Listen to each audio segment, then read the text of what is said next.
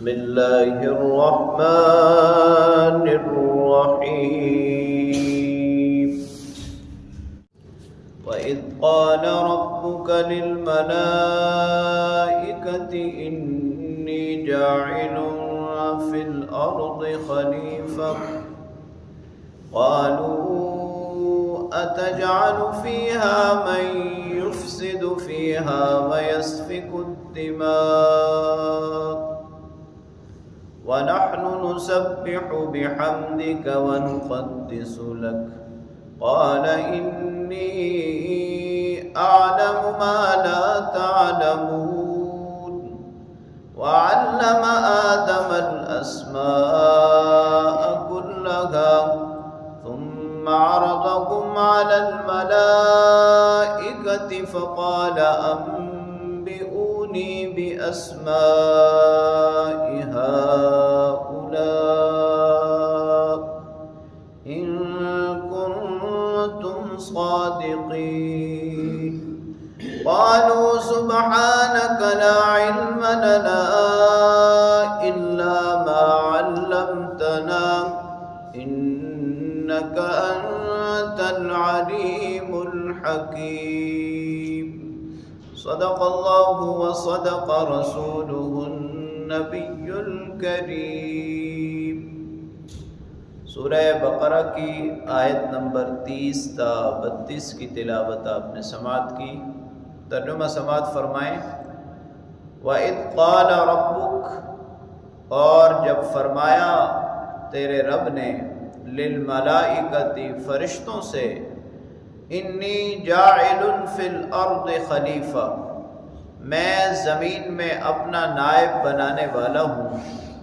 قالوا اتجعل فیہا من یفسد فیہا ویسفک الدماء، فرشتے کہنے لگے یا اللہ، آپ اس زمین میں اس مخلوق کو پیدا کرنا چاہ رہے ہیں جو زمین میں فساد کرے اور خون خرابہ کرے۔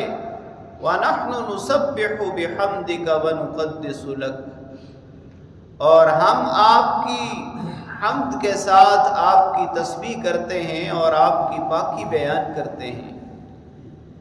قَالَ إِنِّي أَعْلَمُ مَا لَا تَعْلَمُونَ، اللہ تعالیٰ نے جواب میں فرمایا کہ میں وہ جانتا ہوں جو تم نہیں جانتے۔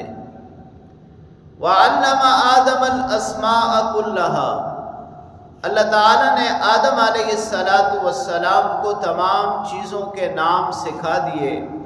ثم عرضهم على الملائکہ، پھر ملائکہ کے سامنے، فرشتوں کے سامنے پیش کیا اور کہا، فرشتوں سے کہا کہ مجھے ان چیزوں کے نام بتاؤ اگر تم سچے ہو۔ قالوا سبحانک، فرشتے کہنے لگے یا اللہ آپ پاک ہیں، لا علم لنا، ہمارے پاس تو کوئی علم نہیں ہے، الا ما علمتنا، مگر وہ جو آپ نے سکھایا، انک انت العلیم الحکیم، بے شک اللہ تعالی جاننے والے، حکمت والے ہیں۔ گزشتہ رکوع کی ابتدا میں اللہ رب العالمین نے انسانوں کو اپنی عبادت کا حکم دیا تھا۔ یا ایھا الناس اعبدوا ربکم، کہ اے لوگو اپنے رب کی عبادت کرو، اور اس کی وجہ یہ بیان فرمائی، پہلی دلیل یہ بیان فرمائی تھی کہ اللہ نے تمہیں پیدا کیا۔ اور اس رکوع کی، گزشتہ رکوع کی آخری آیات میں کافروں کے انکار پر تعجب کا اظہار تھا کہ کائنات میں بے شمار دلائل اور نشانیوں کے باوجود یہ کفر کیسے کرتے ہیں۔ تو تخلیق کو عبادت کی دلیل بنایا گیا، تو اس رکوع کی ابتدا میں انسان کی تخلیق کا واقعہ تفصیلاً بیان کیا جا رہا ہے۔ انسان کی تخلیق کی ابتدا، جب اللہ رب العالمین نے یہ فیصلہ فرما لیا کہ زمین میں انسان کو اپنا نائب بنائیں، تو فرشتوں کے سامنے اس کا ذکر کیا۔ فرشتوں سے نہ تو مشاورت کی جا رہی تھی، نہ اجازت طلب کی جا رہی تھی، بس ان کو آگاہ کیا جا رہا تھا کہ زمین میں اپنا نائب بنانے جا رہا ہوں۔ فرشتوں نے اس پر جو رد عمل ظاہر کیا وہ یہ تھا کہ یا اللہ، ایک ایسی مخلوق جس کے اندر برائی اور اچھائی دونوں چیزیں رکھی گئی ہیں، وہ زمین میں فساد کریں گے، خون خرابہ کریں گے۔ اور مفسرین کرام نے یہاں یہ بات بھی لکھی کہ انسانوں کی پیدائش سے پہلے اللہ تعالیٰ نے زمین میں جنات کو پیدا کیا اور انہوں نے ایک دوسرے کو مار مار کر ہی ختم کر دیا، یعنی بہت زیادہ خون خرابہ کیا، لہٰذا وہ بات بھی فرشتوں کے سامنے تھی، تو انہوں نے جواب میں اس بات کا اظہار کیا۔ اللہ رب العالمین نے اور ساتھ ساتھ یہ بھی کہا کہ ہم آپ کی پاکی بیان کرتے ہیں، آپ کی حمد و ثنا کرتے ہیں، آپ کی تسبیح کرتے ہیں۔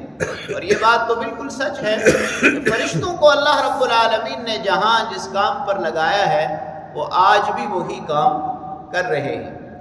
اللہ رب العالمین نے پہلا جواب تو حاکمانہ دیا کہ جو میں جانتا ہوں وہ تم نہیں جانتے، لہٰذا اپنی اس رائے کا اظہار میرے سامنے مت کریں۔ اس کے بعد دوسرا جواب حکیمانہ ہے کہ آدم علیہ السلام کو اللہ رب العالمین نے علم الاشیاء عطا کیا، کیفیات کا اور حالتوں کا علم۔ اس میں چیزوں کا علم بھی تھا اور کیفیات کا، بھوک پیاس، صحت بیماری، اچھائی برائی، اس کا علم اللہ رب العالمین نے آدم علیہ السلام کو عطا کیا۔ اس کے بعد فرشتوں کے سامنے ان کو پیش کیا اور فرشتوں سے پوچھا کہ اگر تم سچے ہو اس بات میں کہ مجھے زمین میں اپنا نائب بنانے کی ضرورت نہیں ہے تو پھر ان چیزوں کے نام بتاؤ۔ اب یہاں بھی مفسرین کرام نے دونوں رائے اختیار کی ہیں۔ ایک رائے تو یہ ہے کہ اللہ تعالیٰ نے آدم علیہ السلام کو یہ علم اکیلے عطا کیا، فرشتوں کو عطا نہیں کیا۔ اور دوسری رائے یہ ہے کہ فرشتوں کے سامنے ہی اللہ رب العالمین نے آدم علیہ السلام کو ان چیزوں کے نام سکھائے، لیکن ان کے اندر